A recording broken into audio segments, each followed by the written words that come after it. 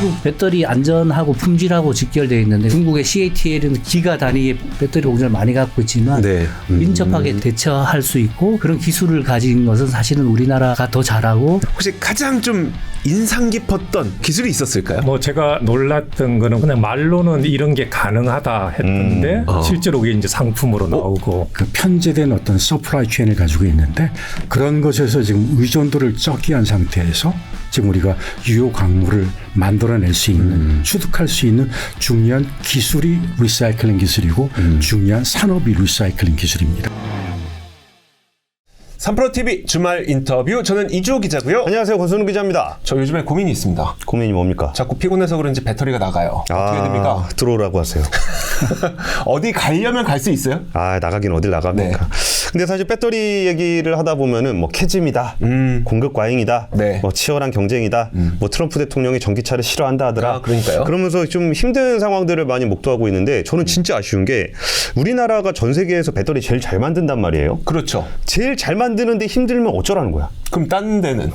딴 데는 아예 없지. 딴 데는 없죠. 아예 못 만들어서 그러니까요. 파산하고 막 그러는 건데. 그러니까 이거는 뭔가 우리에게 다가올 미래를 가고 있는 과정 속에서 네. 원래 힘든 뭔가 영웅의 서사 스토리는 좀 힘든 과정도 좀 거쳐야 되지 않겠습니까? 그렇죠. 어머니 부모님을 열려야 됩니다. 그러니까 왜 갑자기 멀쩡한 부모님을.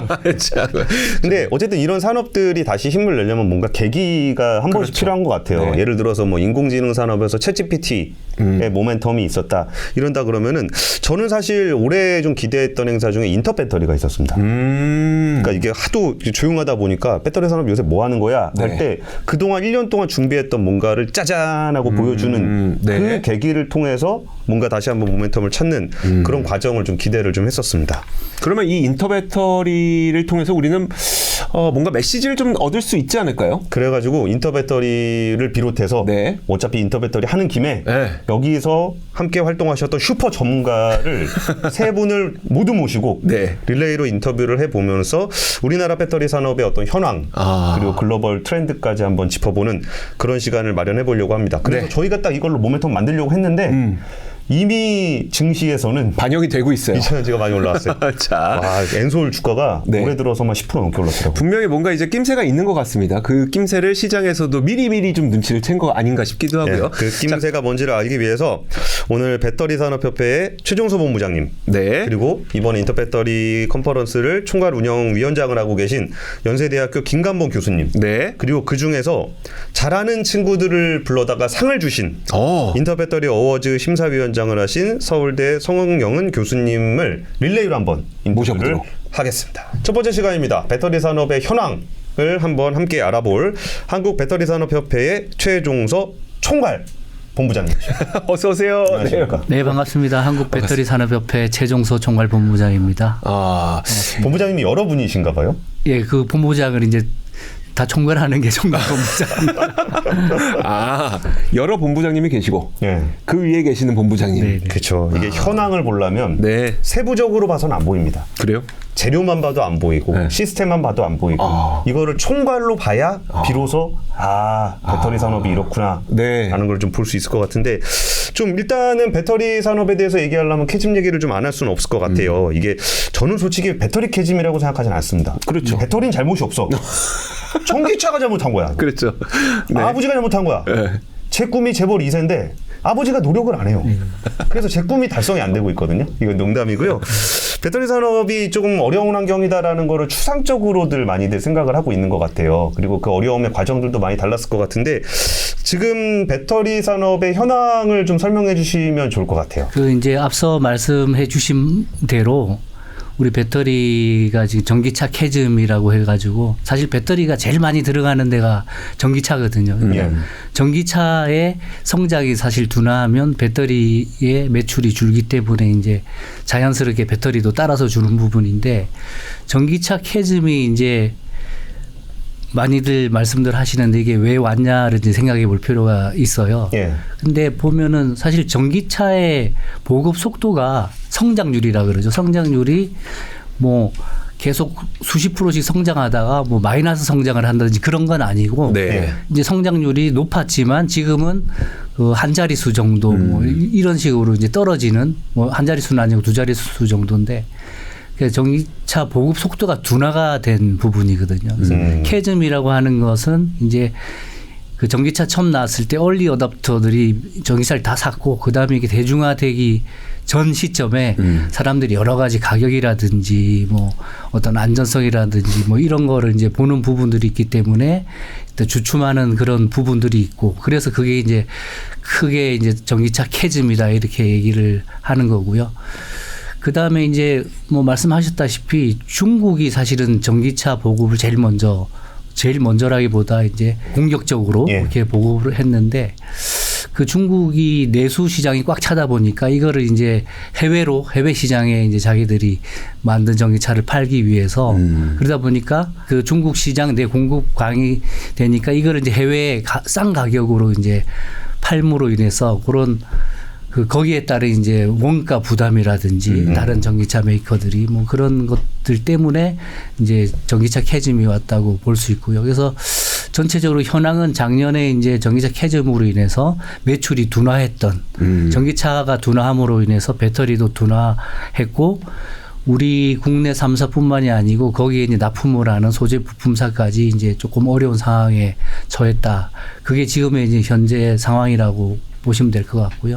또 하나가 이제 중요한 게 사실 그 트럼프 2기 행정부가 이제 들어서면서 이게 그 전기차 어떤 친환경에 네. 대한 친환경차 보급 뭐 이런 부분보다는 그 내연 기관이라든지 석유 산업을 다시 뭐 부활하겠다 그런 예. 의지를 비치고 있기 때문에 거기에 따른 사실은 이제 미국 내 어떤 보조금이라든지 네. 이런 부분이 어떻게 될 건지 그게 이제 주요 관심사 중에 하나고요. 배터리 업계에서 네.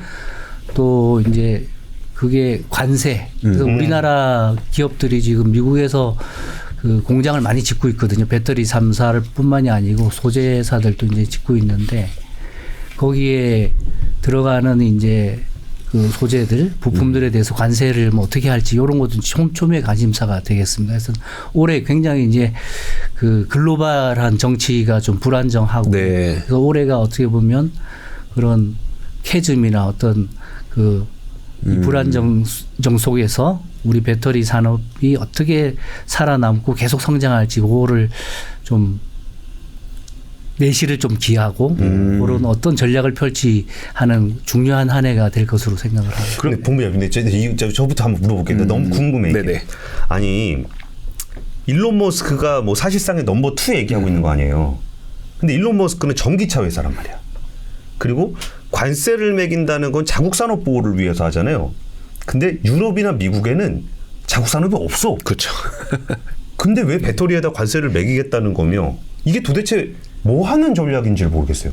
그 이제 알려진 거는 관세 이제 트럼프 2기 행정부가 들어서면서 결국 관세를 물리다는 것은 이제 자국 보호주의를 강화해서 자국에 이제 그 대통령 취임하면서도 뭐 자국의 제조업 르네상스를 만들고 메가 얘기를 하잖아요. 예.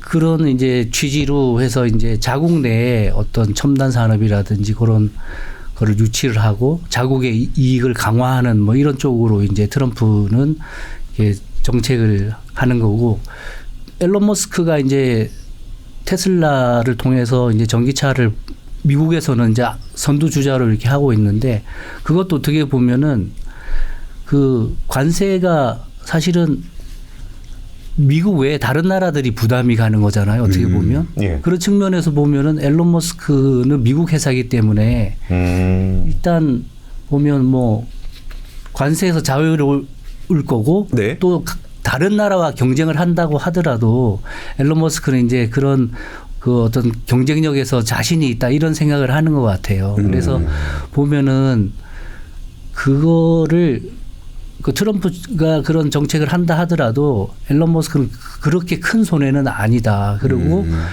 그 자기가 추구하는 전기차라든지 어떤 에너지 전환 이런 부분에서는 오히려 자국 보호하는 게 도움이 될 수도 있다고 생각하고 있지 않을까. 그래서 두 사람이 사실은 뭐 추구하는 방향은 어떤 결국은 이익을 위해서 하는 그렇죠. 거잖아요. 자기 이익을 위해서. 자기 이익에 대해서 그렇게 손해 볼 것 같지는 않다는 판단을 하는 것 같습니다. 예. 미국이 뭐 트럼프 대통령이나 일론 머스크가 우리를 위해서 뭘 해주기까지 바라진 않아요. 그렇죠. 근데 어쨌든 미국에 와서 공장을 지어라. 그러면 관세 안 내도 되지 않냐라고 얘기해서 우리가 갔잖아. 그리고 명확하게 중국에 대해서는 선을 그어주잖아요. 네. 그러면 우리 입장에서는 이게 좀 불확실성은 있지만 좀 그래도 미국 시장에서는 좀 해볼 만한 거 아닙니까? 이미 가 있는데. 네. 예, 맞습니다. 그래서 뭐 트럼프 이기 행정부가 관세 압박이 이제 심한데요. 이미 이제 말씀하신 대로 우리나라 기업들이 상당히 많이 진출해 있고 거기 생산 공장에 뭐 거의 60조 가까운 투자를 예정이 돼 있어요. 오. 그렇기 때문에 우리나라 기업은 상당히 이제 유리한 점이 있고 또 이제 미국이 중국을 압박하고 견제를 하면서 첨단 산업에 대해서 네. 그런 부분들 때문에 사실은 이제 ESS 쪽도 그 산업이 더 성장할 수가 있거든요. ESS도 우리나라 기업이 미국으로 이제 훨씬 더 진출할 수 있는 길이 또 많이 열리는 부분이 있습니다. 그래서 이번에 이제 워낙 미국이 한국을 중국을 배제할 경우에는 뭐 핵심 파트너일 수밖에 없기 때문에 이번에 주미 대사관에서 네. 또 인터배터리에 직접 이제 방문을 하고 또 그 8개 주정부 애리조나 뭐 미시간, 오하이오, 조지아 뭐 이런데 주정부 함께 이제 와가지고 투자 유치 계획 뭐 이런 것도 이제 또 설명할 계획. 오. 그래서 자기네 지역에 투자 좀 해달라고 와서 네네네. 야 이게 그럼 뭐라 그래? GR이라 거버먼트 릴레이션십이라 그래야 되나? 그러네요. 아 여기 딱 전 세계에 배터리 관심 있는 사람들 다 있을 거니까 그렇죠. 거기 가서 저희 지역에다 좀 해주세요. 이거 하러 온다고요? 예. 와 위상이 장난 아니네. 고개는 뻣뻣이 세우겠지만 결국 이제 투자를 받으러 이제 미국에서 온 거네요. 예. 그래서 미국은 뭐 계속 우리나라에서 미국에 투자 주기를 바라고 있고요. 그만큼 이제 우리 기업들의 위상이 이제 엄청 이제 올라간 거고 또 이제 그 유럽의 독일에 이제 유명한 그 연구기관인 프라운호퍼가 프라운호퍼. 예. 저희 쪽에 이제 한국 기업들이 워낙 기술력이 있다 보니까 같이 이제 공동으로 협력 세미나를 하자고 해서 이번에 인터배터리 부대 행사로 한독 배터리 세미나라는 그런 행사를 또 할 예정입니다. 이것도 이제 컨퍼런스 안에 이제 인터배터리 안에 포함된 부대 프로그램 행사로 해서 부대 행사로. 개최될 예정입니다. 그래서 이게 우리나라 배터리 기술이 좋고 그 배터리 기술로 컨퍼런스를 여니까 전 세계에서 너도 나도 찾아와서 이 컨퍼런스에서 뭐 하나라도 가져갈 수 있을 만한 기회를 마련하기 위해서 많은 노력을 하고 있군요. 맞습니다. 또 하나의 이제 또 중요한 그 부대 행사가 사실 이제 우리 핵심 강물은 우리나라에 안 나잖아요. 네. 뭐 중국에 많이 의존하는데 그 중국 의존도를 탈피해서 이제 공급망을 다변화하기 위해서 그 핵심 강물 부국들이 있거든. 칠레, 뭐 네. 브라질, 뭐 캐나다, 인도네시아 이런 그 유관 기관들이 참여해가지고 글로벌 배터리 광물 세미나라는 것도 인터배터리 부대 행사로 개최합니다. 그래서 네. 그 안에서 이제 우리가 이 핵심 강물 공급망을 어떻게 다변할 것인지 그런 것들을 뭐 심도 있게 논의할 예정입니다. 와 이건 뭐 인터 배터리가 아니라 글로벌 에너지 포럼, 그러네요. 에너지 컨퍼런스 뭐 이렇게 이런. 네 아무래도 이제 핵심적인 셀을 우리가 주도적으로 좀 만들다 보니까 거기에 들어있는 공급망들이 전 세계적으로 좀 관심을 받고 있지 않은가 뭐 그런 생각도 듭니다. 네. 그러면 이제 그 캐즘이라고 하는 게 자동차 캐즘이죠. 그 자동차 캐즘이라고 하는 게 해소가 되는 시점을 배터리 업계에서는 어느 정도로 보고 계세요? 저희 이제 협회니까 회원사들한테 저희도 질문도 많이 하고 이제 여쭤도 많이 보는데 뭐 이제 회원사 분들의 대부분의 의견이 전기차가 지금 내연기관보다 비싸잖아요, 가격이. 네.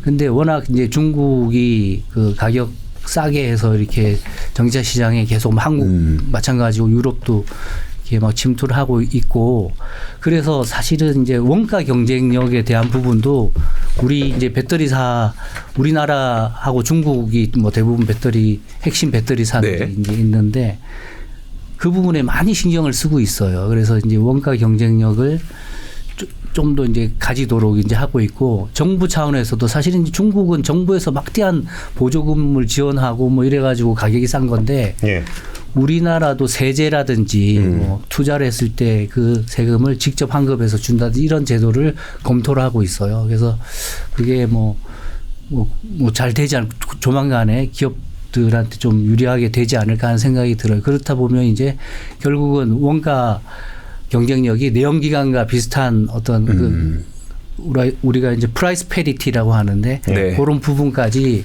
뭐 한 2년 정도면 가지 않을까 이런 게 조심스럽게 이제 예측을 하고 있고요. 그래서 결국은 그 전기차를 많이 사게 되면은 그게 전기차 캐즘이 극복이 되는 건데 그 성장률이 올라가니까 결국 가격 경쟁력이랑 결국 안전성 부분도 이번에 이제 인터배터리에서 많은 기술들을 안전성에 관한 기술이 이제 소개가 될 텐데 그런 안전성 부분 또 이제 해소하는 기술들이 이제 속속 개발돼서 적용이 되고 할 거기 때문에 보통 이제 한 2년 정도를 조심스럽게 예측하더라고요. 그래서 26년 후반부 정도 뭐 길게 가면 26년까지는 조금 힘들지만 뭐 27년부터 괜찮아지지 않을까라고 네.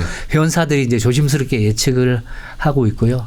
이번 인터배터리에 이제 그런 전기차 캐즘을 돌파할 수 있는 그런 혁신 기술들이 대거 이제 소개가 되거든요.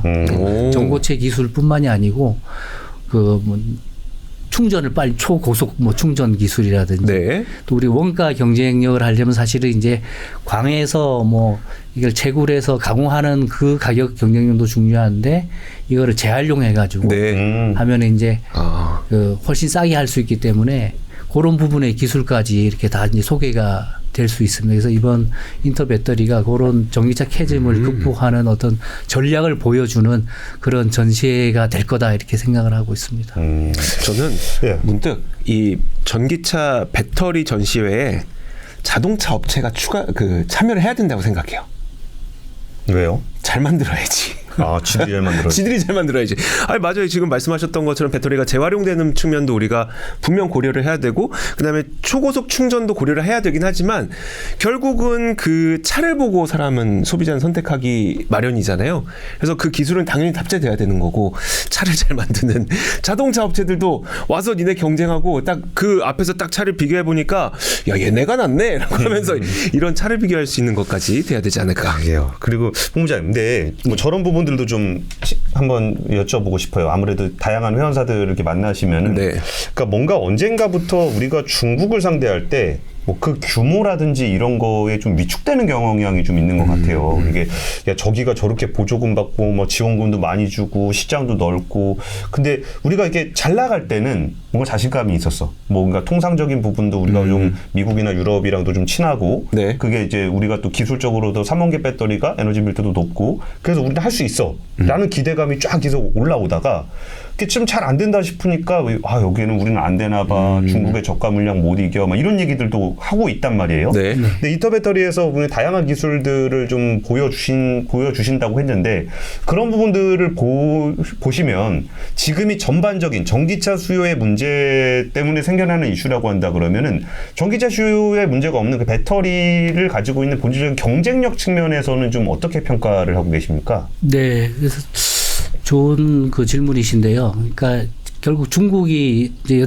여태까지 규모로 키워왔지만 사실은 아주 뭐 10년 이상을 계속 뭐 정부 보조금도 받았지만 중국 기업들 예를 들어서 CATL이라든지 BYD 뭐 유사한 기업들이 굉장히 많은 투자를 했어요. 그리고 인력도 뭐 우리 뭐 배터리 3사를 합친 연구 인력보다 더 많이 이제 R&D 인력을 투입도 하고 R&D 비용도 많이 투입하고 해서 사실 처음에 이제 규모라든지 품질 쪽 측면에서 중국 업체가 못할 거다라고 생각을 했는데 최근에 이제 큰 기업들 뭐 작은 기업들은 뭐 아직도 여전히 이제 기술 격차가 있을 텐데 뭐 CATL이라든지 BYD라든지 이런 기업들은 기술력이 상당히 이제 올라왔어요. 그래서 특히 이제 우리나라는 말씀하셨지만 이제 NCM을 계속 위주로 해왔고 네. 중국은 이제 아시겠지만 LFP 배터리 위주로 해서 그 기술을 계속 발전을 시켜왔거든요. 그래서 그리고 NCM도 뭐 또 하고 있고 뭐 오래 전부터 계속 R&D를 해서 하고 있고 그래서 결코 뭐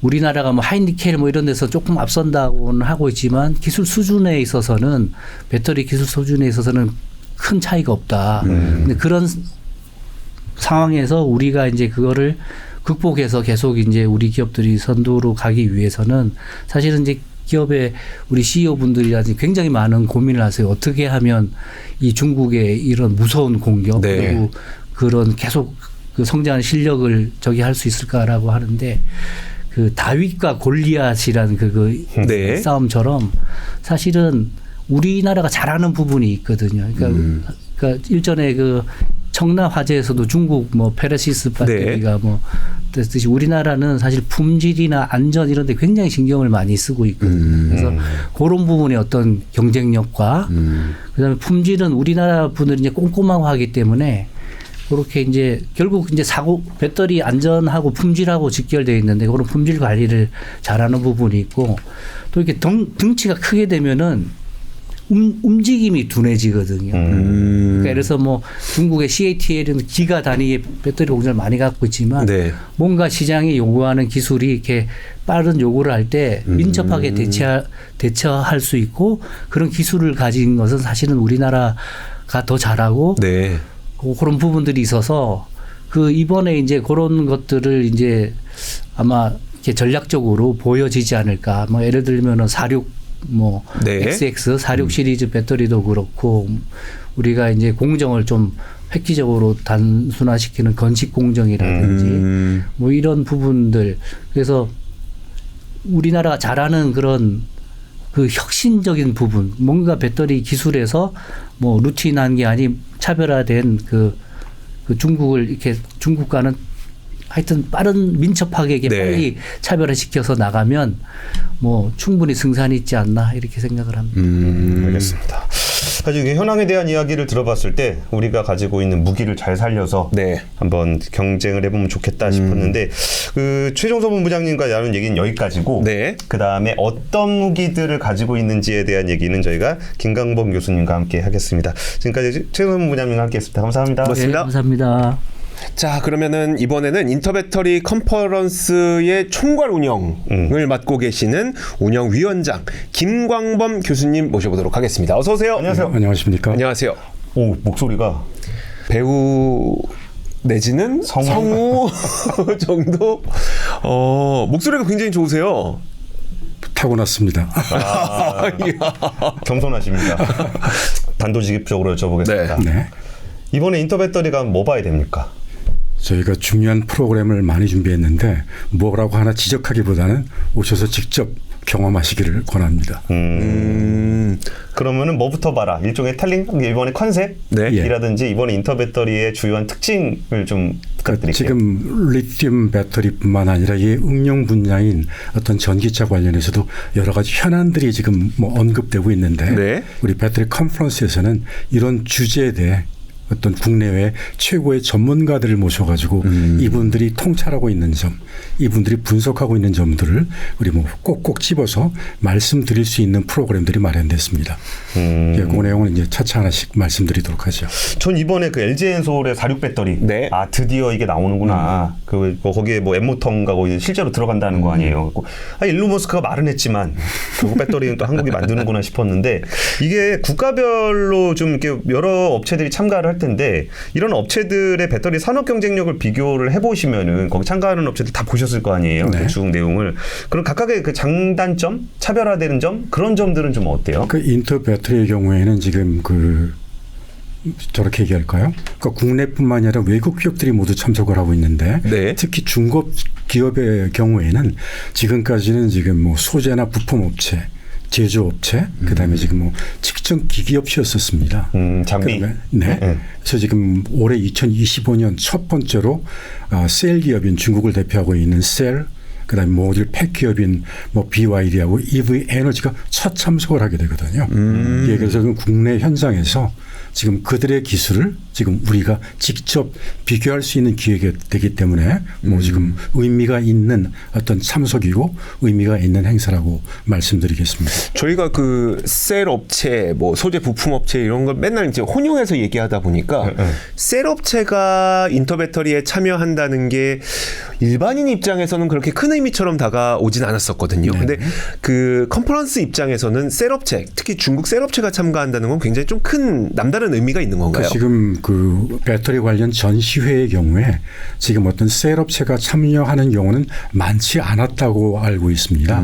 예, 그럼에도 불구하고 지금 어떤 셀 업체가 한국에서 진행하고 있는 인터 배터리에 그만큼 참석을 하겠다는 의미는 네. 지금 그만큼 뭐 우리 시장의 중요성을 인식하고 있다는 의미도 될 것이고 우리 시장을 이용해서 외국 시장을 돌파하는데 어떤 그런 뭐 발판을 삼겠다는 뭐 그런 의도도 숨어 있지 않나라고 볼 수 있습니다. 근데 이번에 제가 아까 LG엔솔의 사륙 얘기를 했었는데 뭐 BYD라든지 아니면 다른 업체들의 전시를 하게 되면은 어떤 부분들을 좀 강조해서 전시를 하고 있는 것으로 보이세요?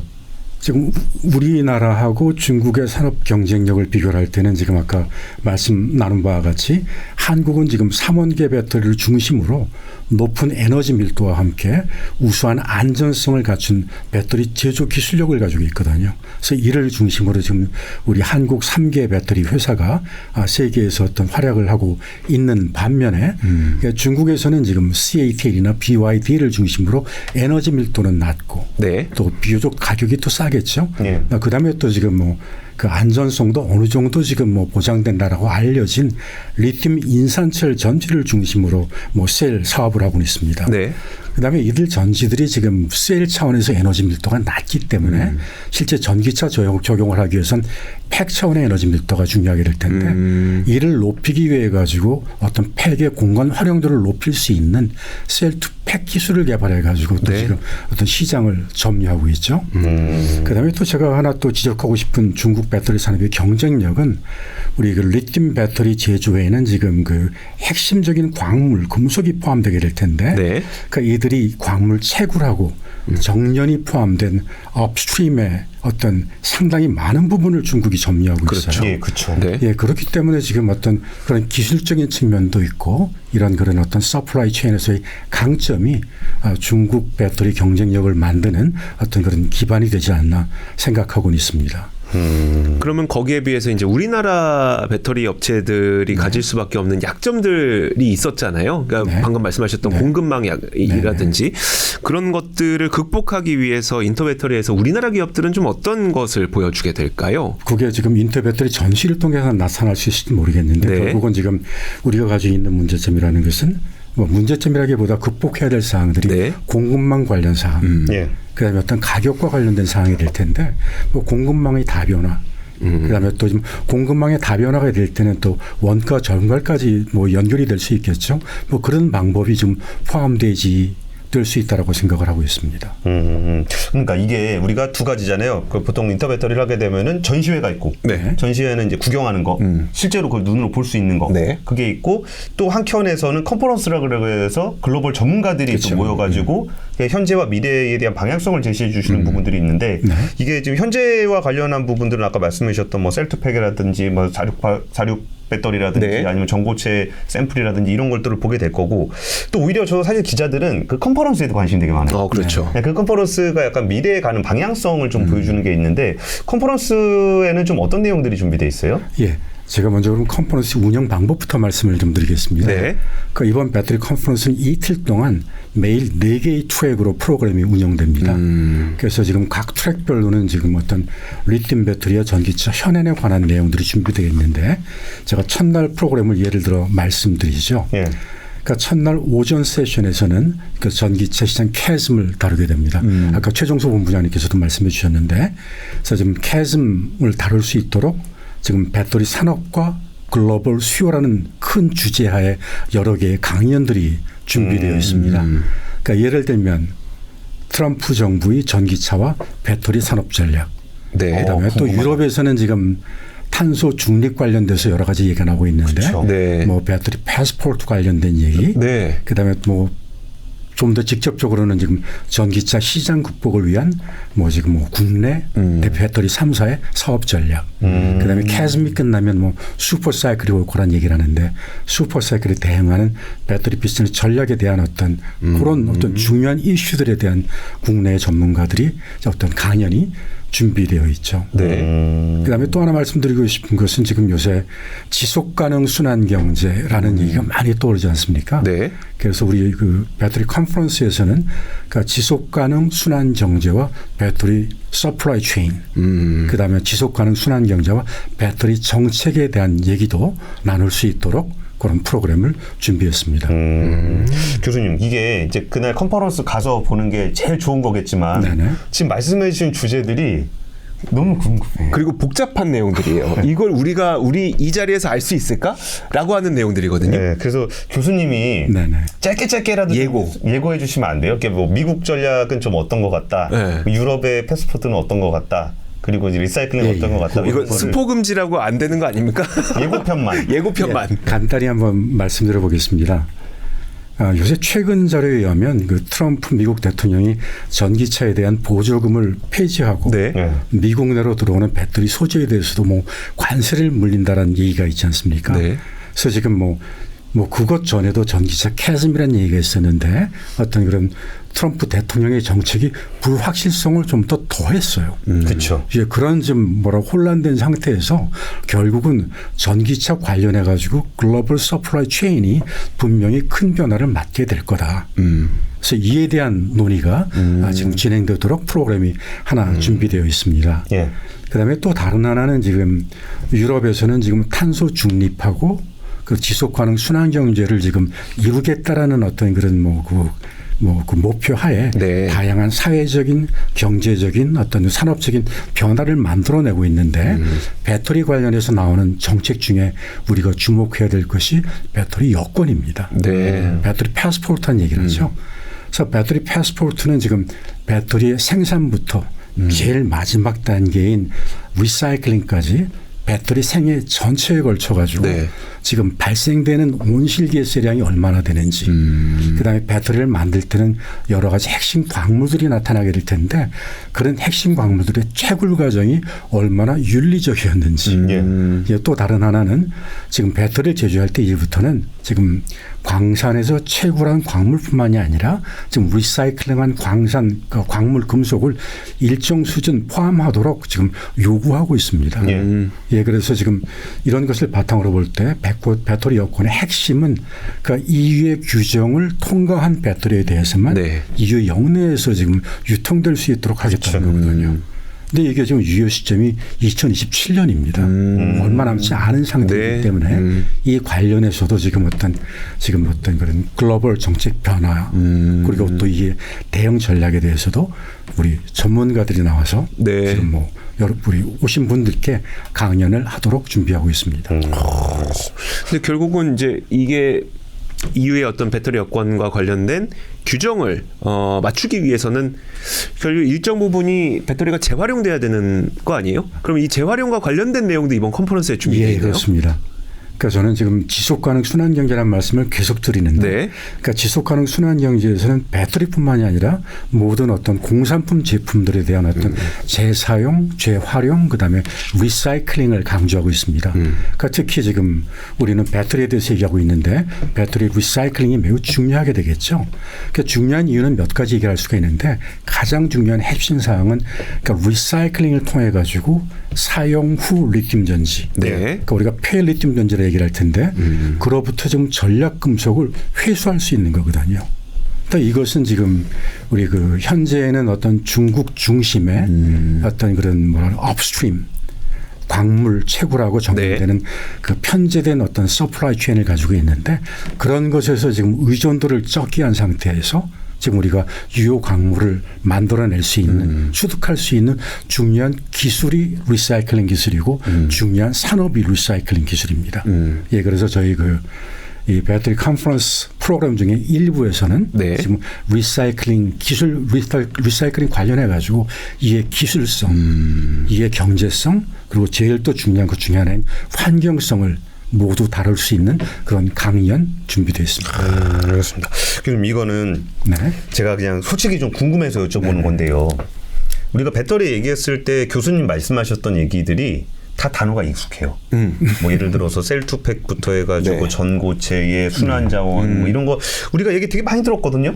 근데 그게 언제쯤 온다는 거야? 라는 부분들이 되게 옛날부터 지금까지도 좀 들긴 했어요. 네. 근데 이 되게 오랫동안 이쪽을 연구를 하셨고, 네, 컨퍼런스를 또 준비하시면서 야, 이전에 얘기했을 때보다 훨씬 더 현실에 가까워졌다. 그런 느낌들이 좀 있나요? 뭐 제도들도 이제 거의 시점이 좀 다가오는 것 같고. 그래서 저는 이렇게 한번 말씀드려 볼까요? 저는 지금 뭐 이쪽 에너지 저장 장치 쪽을 공부하면서 어떤 예. 그런 뭐 기후 변화라든지 어떤 그런 뭐 지구 온난화 쪽에도 관심을 가지고 뭐 보고는 있습니다. 예. 이제 그런 맥락에서 본다 그러면 지금 뭐라 그럴까요? 지금 그 뭐 기후 변화 네. 혹은 지구 온난화를 앞두고 대비해야 될 시간적인 여유가 많지 않은 상태이거든요. 예.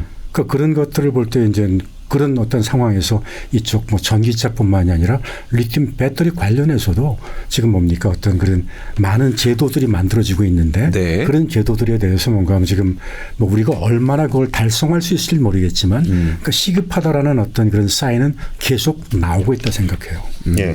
예, 그래서 지금 우리가 지금 지속 가능 순환 경제기가 오래전 나왔었는데 계속 또 지금 반복되고 그 빈도랑 어떤 그거의 강도가 저는 점점 높아진다는 얘기를 하고 있거든요. 그러니까 분명히 지금 우리가 많이 들은 얘기긴 하지만 그 중요성, 심각성은 점점 더 좀 가중된다라고 저는 말씀드리겠습니다.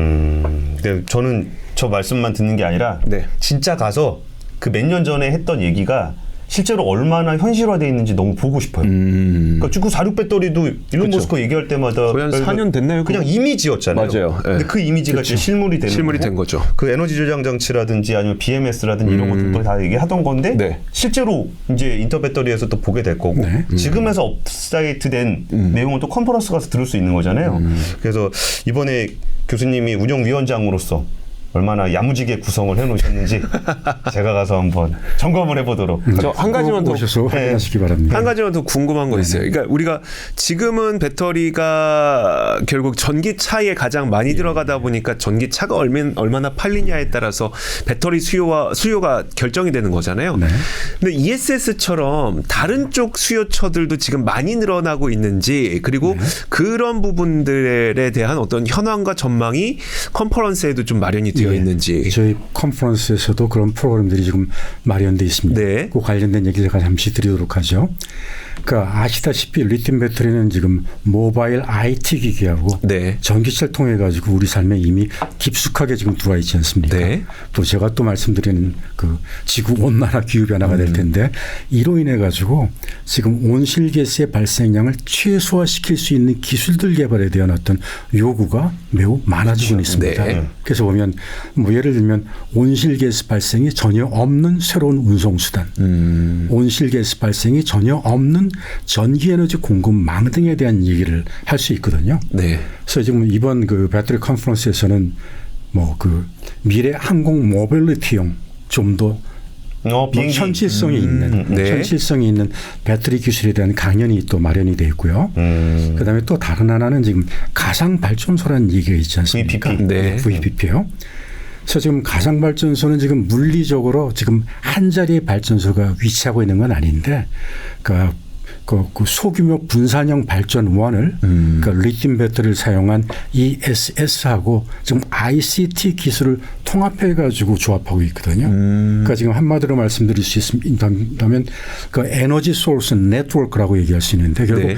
에너지의 인터넷이라는 얘기할 수가 있는데 뭐 여기서 지금 그 리튬 배터리를 기반으로 한 ESS가 핵심적인 역할을 담당하게 됩니다. 그러니까 단순히 ESS라는 개념보다도 지금 그 가상 발전소 VPP를 만들 수 있는 핵심 기술로서 ESS에 대한 어떤 그런 그 뭐 우리 기술 개발, 네. 그다음에 지금 뭐 동향, 그다음 미래가 이번 그 컨퍼런스에서도 지금 뭐 프로그램으로 준비되어 있습니다. 알겠습니다. 오늘 교수님 말씀하시는 걸 들어보니까 일부러 진짜 그 메인 코스 있잖아요. 그 얘기 안 하셔.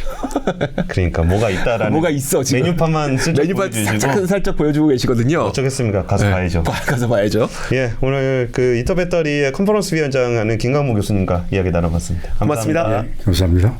자, 이번 인터배터리에서도 굉장히 혁신적인 기술들을 내보이면서 상을 받은 기술들이 있잖아요. 그래서 그 기술들도 한번 살펴봐야 되니까. 이게 중요합니다. 아, 그럼요. 이게 네. 주가는 이런 데서 움직여요. 그래요? 그리고 이제 상을 받았다라는 거는 네. 이게 뭔가에 우리가 가지고 있던 난제를 해결했다. 그리고 배터리가 한 단계 더 진화됐다. 물론 이게 상 받은 기술이 지금 당장 상용화되지 않았을 수도 있겠죠. 그렇죠. 네. 근데 그럼에도 불구하고 어떤 방향성을 지향을 해줬다는 측면에서 어떤 기술들이 좀 엣지 있게 네. 평가를 받았는지를 어워즈 운영위원장이신 서울대 성영훈 교수님께 한번 설명을 들어보도록 하겠습니다. 어서 오세요. 예, 안녕하세요. 네, 안녕하세요. 어떠셨어요? 이렇게 딱 기술들을 쫙 보고서 네. 평가를 해보셨을 때 총평 한 말씀 부탁드리겠습니다. 굉장히 어려웠습니다. 이게 특히 올해 전시 업체들이 굉장히 늘어가지고 네. 600개 이상 아마 제가 듣기로 그걸 다 검토하셨어요? 물론 이제 신청을 받는데요. 네. 이제 그러나 어쨌든 전반적으로 전체 흐름을 보고 거기에서 이제 우리가 중요한 키워드를 찾고 올해 이제 그 중에서 이제 선정을 했던 여러 분야에서 해야 되니까 뭐 굉장히 어려운 작업이었습니다. 굉장히 많은 그 기술들 가운데 그 이제 선정을 하셨을 텐데 혹시 가장 좀 인상 깊었던 기술이 있었을까요? 1등, 2등 이런 개념이 아니라 네. 그냥 교수님 보시기에 그러니까 이제 인상적이었다. 아까 뭐 제가 이제 일단 놀랐던 거는 우리가 이제 사실 저는 이제 대학에서 뭐 이전 분야를 가르치고 있지만 네. 사실 이게 이제 뭐 그냥 말로는 이런 게 가능하다 했던데 실제로 그게 이제 상품으로 나오고 그래요? 뭐 그런 게 예를 들어서 아까 우리 이제 이미 이제 많이 알려졌던 46 시리즈라든지 네. 그다음에 안전성을 확보한 그런 배터리라든지 LFP를 약간 또 능가하는 그런 이제 NCM하고 섞어서 이제 하이브리드해서 좀 더 안전성도 확보하고 또 성능도 높이는 이런 기술이라든지 우리가 이제 연구 차원에서 이제 생각하고 하고 있던 그런 일들이 네. 실제 기업에서 상품으로 이미 나와서 이미 이번에 전시하고 하는 NCM이랑 인산철을 섞은 배터리가 있다고요? 예. 그게 이번에 삼성 SDI에서 이제 수상 작품 중에 이거 등수 미리 말씀해 주셔도 되는 겁니까? 아니, 이건 등수 아니니까. 등수는 아니고. 예, 아닙니다. 네. 이미 이제 그 작년 이제 올해가 2회인데요. 예. 작년 1회에서 이미 작년에는 이제 우리가 이 전시회 하면서 수상을 했는데 네. 그때까지 이제 보안을 지키고 했는데 올해는 이미 이제 미리 선정해서 발표를 하니까 네. 상관없습니다. 근데 그 46 배터리가 이번에 LG엔솔 이렇게 나왔잖아요. 물론 예. 가서 더 상세한 걸 보면 좋을 건데 이게 평가를 하시면서 보셨을 건데 일론 머스크가 46 배터리 얘기할 때만 하더라도 뭐 당장 오늘 내일 나올 것처럼 얘기하다가 이게 네. 몇 년이 걸려서 나왔는데 오히려 LG엔솔이 더 먼저 냈다는 거예요. 그러면 이거를 그 만든 그 기술이 정말 그냥 46 배터리가 사이즈의 문제만은 아닐 거 아니에요. 예, 맞습니다. 예. 그런 부분에 대해서 기술적으로 사이즈가 뭐 지름이 이렇게 46mm로 커진 만큼 사실 또 부피 손해가 있는데 네.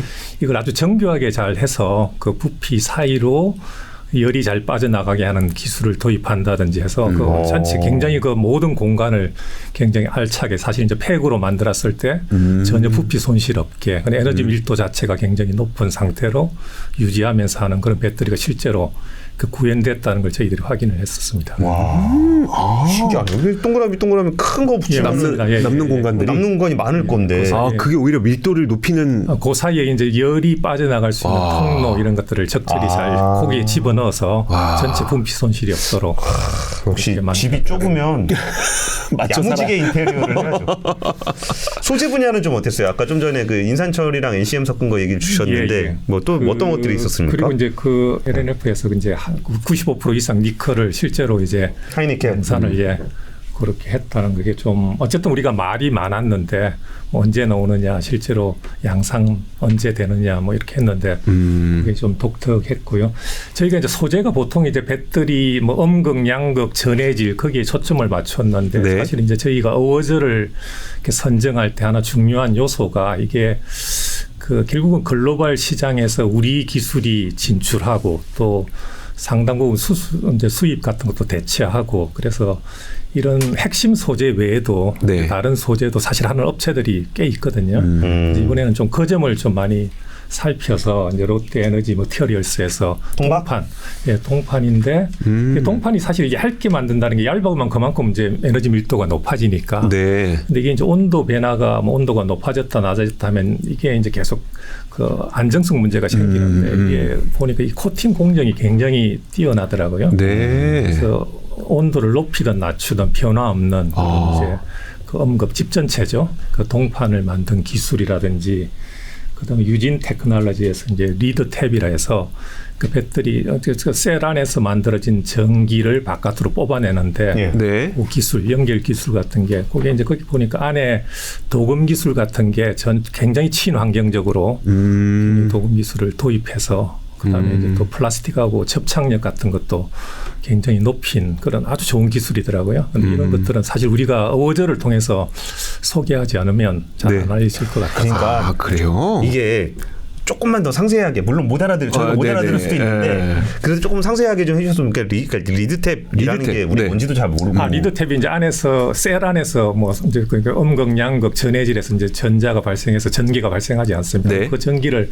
바깥으로 끌어내야 되는데 네. 이제 그 바깥으로 연결 부위죠. 근데 거기에서 무슨 기술이 어떻게 적용돼서 어떤 좋은 점이 있더라. 그 연결할 때 어쨌든 이제 전기가 잘 흘려야 되니까 저항은 굉장히 작아야 되고 그다음에 이제 거기도 부피 굉장히 얇아야 되는 거고 그다음에 이제 거기에 뭐 어쨌든 케이스든 뭐든 플라스틱하고 접촉을 또 하니까 네. 그 사이에 접착력도 굉장히 좋아야 되고 그다음에 그 이제 리드 탭이 결국은 뭐 카파든 니켈이든 여러 가지 그 위에 코팅하는 기술인데 그 코팅할 때 코팅 재료 자체가 이제 환경적인 문제가 있을 수도 있거든요. 네. 예를 들어서 크롬 육가라든지 이런 것들을 사용하면 안 되는데 이제 그런 것들이 없는 그런 친환경 어떤 소재, 화학 물질들을 사용해서 코팅하는 기술 이런 것들이 아주 두드러지게 잘 보였습니다. 그래 아까 전에 제가 그 최정선 본부장님한테 얘기 듣다가 네. 가격 어떻게 낮추냐. 솔직히 뭐 리튬 가격이나 뭐 코발트 가격, 뭐 니켈 가격 떨어질 수는 있는데,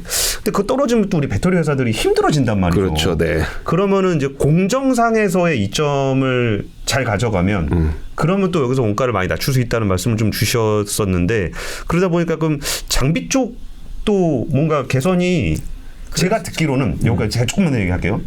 예전에 디스플레이 하던 업체들이 맞아요. 배터리 장비를 많이 갔어요. 네. 그래가지고 만드는 부분들에 대해선 만들 수 있어. 근데 실제로 써본 적은 별로 없어. 아, 그래요? 그러니까 이번에 되게 많이 써보면서 오히려 그 다음 세대 장비에 대한 이거는 그냥 만드는 게 아니라 배터리에 최적화된 장비가 무엇인지를 하나둘씩 배워가고 있는 과정이라는 얘기를 좀 들었었어요. 이 장비 쪽의 기술들은 좀 어떠셨어요? 이제 장비 쪽도 사실은 이제 굉장히 많은 업체가 전시를 하는데요. 저희가 이제 이렇게 검토해 보니까 그 장비 쪽이 좀 아쉬운 점은 분명히 있습니다. 주로 이제 뭐 충방전기 위주고 그다음에 이제 여러 가지 공정 또 핵심 공정 기술들은 또 기술 유출을 잘 안 하니까 네. 이제 또 어찌 보면 이제 뭐 셀 업체들하고 연결돼 있고 저희가 사실 이제 파악하기는 좀 어려웠고 저희가 이제 선정한 게 이번에 장비 쪽에 한 회사인데요. 민테크라는 회사인데 네. 이제 어찌 보면 그 보통은 이제 배터리의 성능 저하 같은 것을 충방전을 통해서 그러니까 굉장히 긴 시간 동안 네. 충전 방전을 거쳐서 그 자료를 가지고 이제 추적을 하는데 이 회사는 독특하게 이제 임피던스라 해서 네. 전기화학 성능을 통해서 이게 이제 그 누적 데이터하고 약간 AI 기술하고 조합되는 거죠. 그 누적 데이터하고 조합해서 한 10분 정도 측정으로 이 배터리의 향후 성능이 어떻게 되고 그다음에 또 사용 후에 어떻게 될 거라든지 또 뭐 이런 것들을 예측할 수 있는 그런 기술을 가지고 있더라고요. 그러니까 소위 신속 진단 기술이죠. 네. 그게 잘 이제 맞아요? 꽤 그냥 그 데이터 물론 우리가 이제 뭐 제출한 데이터하고 여러 가지를 이제 검토해 볼 때는 적어도 굉장히 잘 맞는 그래서 꽤 좋은 기술이다. 이리 되면 배터리의 이제 가장 큰 배터리 측정이라든지 네. 개발에 이제 어찌 보면 큰 난제가 너무 많은 시간이 걸린다. 그렇죠.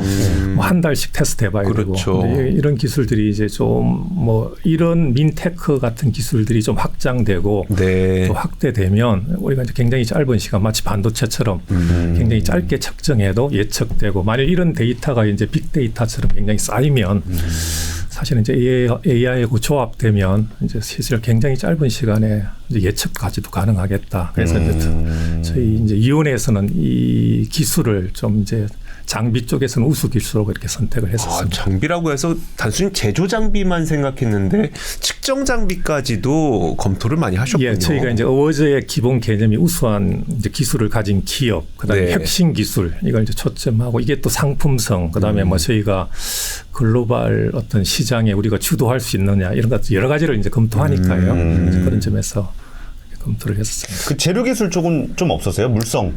물성도 뭐 그런 거 있잖아요. 우리가 막 꿈의 배터리 뭐 이런 거 좀 없었나요?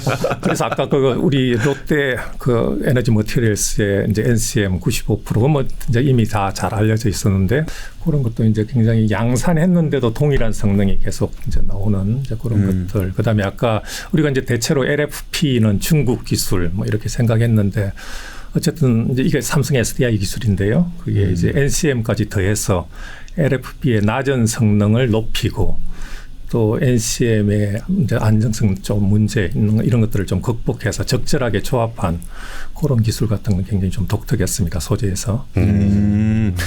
근데 뭐 저런 거 뭐 전고체라든지 네. 뭐 예, 리튬 그게 유감스럽게도 이제 내년 3회째는 이제 누가 심사하실지 모르지만 좀 전고체 이런 것들이 좀 많이 도입되었으면 좋겠다. 근데 아직은 저희가 이게 이제 그 여러 항목이 있는데요. 저희가 이제 상품성, 그다음에 뭐 산업 기여도, 네. 그다음에 공정의 안정성 여러 가지를 이제 동시에 평가를 하다 보니까 조금 보류하자.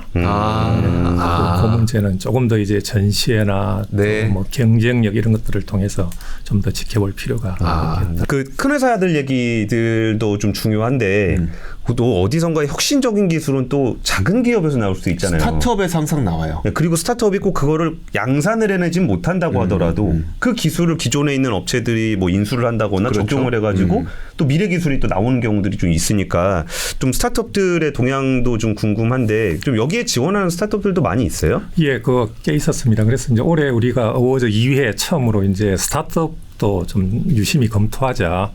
비록 뭐 매출이 좀 적거나 뭐 그렇더라도 좀 기술력 위주로 또 혁신 기술 위주로 이제 살펴보자 해서 이제 저희가 두 회사를 선정을 했습니다. 그래서 리튬 메탈 전지, 리튬 메탈, 예, 유벳이라는 회사인데, 네.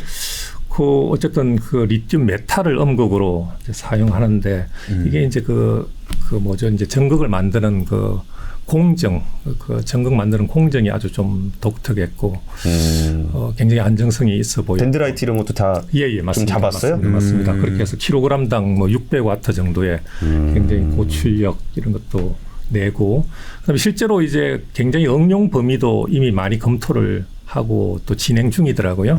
특히 이제 에어 모빌리티 저희가 이제 유심히 본 거는 꼭 응용 범위를 당장 꼭 자동차 외에 그런 다른 모빌리티 쪽으로도 확장하고 뭐 배터리라는 게 다양한 분야에 적용돼야 되니까 그러면서 이제 특히 이제 고출력, 고에너지가 필요한 공중에 나는 것은 뭐 무거울 수는 없는 거니까 네. 그런 적용 범위 이런 것들이 굉장히 좋아서 유벳이라는 회사가 이제 선정됐고, 그다음에 그 AI 기술하고 이렇게 조합해서 이제 역시 이제 이것도 좀 수명 예측 기술이던데요.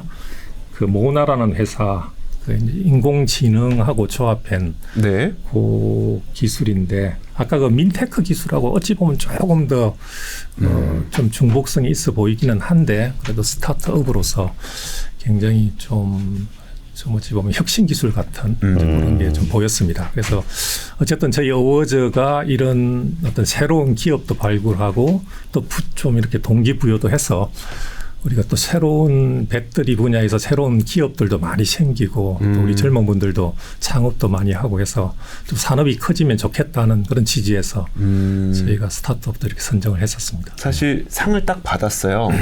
어디 가서 자랑하긴 좋은데 어디 가서 쓸 수 있으면 더 좋을 것 같긴 하거든요. 만약에 인터배터리에서 이렇게 수상한 기업들은 그 기업들에게 이 수상이라고 하는 것이 좀 어떤 효과를 가져오게 될 수 있을까요? 일단은 이제 저희 그 아마 여기 이제 전시회에서 이 수상 기업들에겐 특별 전시를 이제 아마 기회를 줄 건데요. 그리 되면 당연히 이제 글로벌하게 많은 바이어도 만나게 될 거고 네. 상담을 하게 될 거고 그렇게 하면 당연히 이제 훨씬 더 훨씬 빨리 시장에 진입할 또 매출을 높일 그런 가능성이 분명히 이제 특히 이제 신생 기업이나 스타트업은 그런 기회가 분명히 올 것 같습니다. 알겠습니다. 인터배터리에서 상을 받았다라는 네. 그 타이틀이 글로벌 투자자들 사이에서 핫해지고 전 세계가 보면서 야 혁신상 누가 받았냐? 그 저 있잖아요 다르파. 국방 네. 거기서 상 받으면은 전 세계 맞아요. 투자사들이 다 찾아온다는 거 아니에요? 찾아오죠. 네. 그것처럼 인테어 배터리에서 상을 받으면 전 세계 투자사들이 다 같이 모여서 어떤 기술인지를 살펴보고 딱 해보니까 와 우리 심사위원들이 괜히 심사한 게 아니구나라는 걸 느낄 수 있도록 우리 이거는 송영원 교수님이 많은 노력을 해주셔야 될 것 같습니다. 인테어 배터리 어워즈 위원장 송영원 교수님이었습니다. 감사합니다. 감사합니다. 우리가 주식으로 배터리 산업을 보다 보면은 뭔가 흥이 있었다가 뭔가 성과 쇠가 있는 것처럼 보이긴 하는데 산업을 계시는 분들의 이야기를 듣다 보면은 이거는 흥이 계속 진행되고 있지만 사람들의 관심이 좀 줄어든 그런 것처럼 보이기도 하거든요. 이번 인터배터리에서 어떤 프로그램들이 준비되어 있는지 보니까 정말 전 세계 각국의 주지사도 오고 막 광물 어디입니까? 어디서도 오고 국가들도 오고 한 거 보니까 이건 절대 쇠가 되고 있는 건 아니다라는 느낌이 좀 전 들었습니다. 저는 1차 배터리 사이클에서 네. 유럽에서도 만든다, 미국에서도 만든다 그랬다가 그때는 너도 나도 다 뛰어들었다가 네. 한번 크게 해보니까 안 되는 건 안 되는 거구나 하면서 야 되는 쪽이랑 하자. 그러면서 인터배터리의 전 세계에 관련된 국가와 기업들이 관심을 갖고 있지 않은가 싶은데요. 3월 5일부터 7일까지 열리는 인터배터리 2025에 저도 한번 가서 어떤 거 있는지 실제로 한번 살펴보고 그 상세한 소식을 또 추가로 전해드리도록 하겠습니다. 여러분들께서도 인터배터리 꼭 한 번씩 참여해 보시고 직접 관람도 많은 부탁을 드리도록 하겠습니다. 그리고 한국배터리 산업도 화이팅! 하면서 응원해 주시길 기원하겠습니다. 네. 자, 이렇게 오늘 주말 인터뷰 시간을 통해서 이번에 개최가 예정되어 있는 인터배터리에서 어떤 이야기들이 오고 가게 될지 한번 자세하게 살펴보는 시간을 가졌습니다. 주말 인터뷰였습니다. 고맙습니다. 감사합니다. 감사합니다.